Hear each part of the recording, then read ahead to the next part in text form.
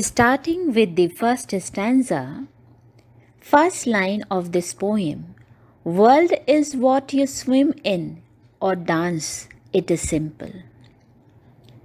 When you will see this sentence, what you will feel that somebody is telling you something, that what is world. Yes, so the poem starts with the dolphin speaking to us, addressing us. The dolphin goes on to explain its own meaning of the world, its own expectations about what the world should be like. World should be you swim in, dance, it is simple. Means what is world where you can enjoy, you can feel the bliss, infinite joy that is the world. We are in our element, but we are not free. The dolphin starts talking in first person plural. It is going to tell us its own story of imprisonment. We are in our element. Element here is water. They are in water, in the aquarium, doing what they do best, but they are not free. The poet starts the poem with mixed emotions of freedom and incarceration. Incarceration means imprisonment. That is freedom and imprisonment. This is antithesis. This antithesis is expressed by the main character of the poem, the dolphin. The dolphin is reminiscence of the times when it was free and had the entire ocean to itself, where it can dance or swim and be happy. This came to them naturally and was simplest thing to do to enjoy their freedom. For them, this was their world. But again it is written, we are not free. We are in our element, that is water.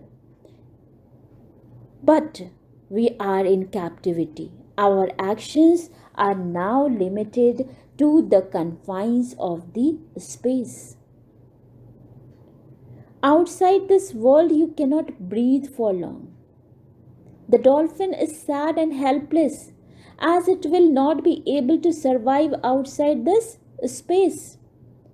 The other has my shape.